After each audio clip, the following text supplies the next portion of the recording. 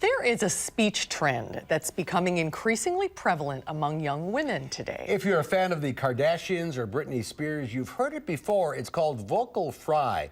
CBS Sunday Morning contributor Faith Sally explains. America's young women are running out of oxygen. What else could explain why so many of them sound like this?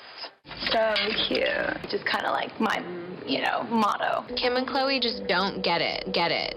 It's annoying to listen to a young woman who sounds world-weary and exactly like her 14 best friends. So there it is. Vocal fry is a low staccato vibration produced by the slow fluttering of the vocal cords. Researchers have done a lot of studies on this, and they actually show that women with vocal fry are perceived as less competent and less hireable. Interesting.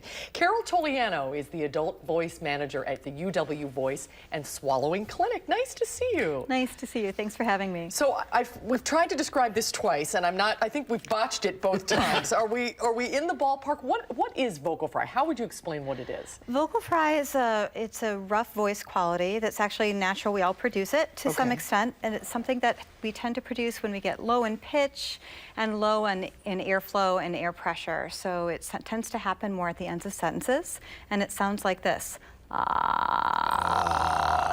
But it's intentional, right? It can be intentional, yes.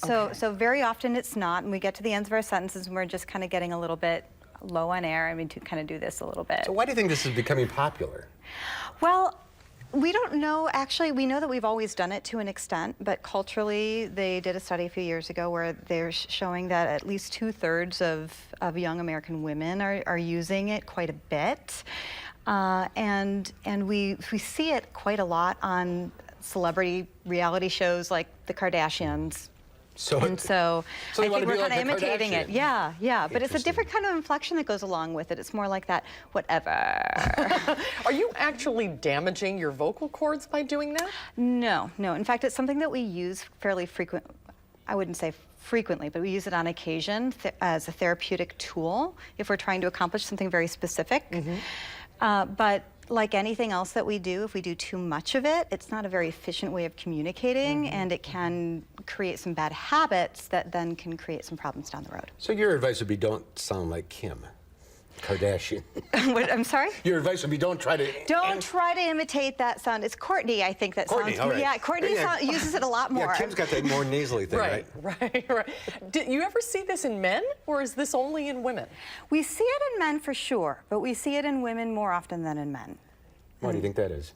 I think it has to do with the physiology of the system. You know, that is just women's vocal folds are thinner, and so we're a little bit more likely to run into certain physiological needs at the end of sentences that kind of result in this. But it's fascinating, isn't it, that women are perceived to be less educated if they talk in this manner? Right. And there's some question as to, some of the methodological issues surrounding some of those studies. Yeah. So for sure, I think, especially when it's paired with a certain kind of intonation, it certainly can sound that way. So don't be trendy. You want to try it? You want to try it? No, I can't do it. You do it. I can't do it either. All right. Thanks very much, Carol. Well, thanks for having me. Interesting. Now we know. Very interesting. Now we know. Yeah.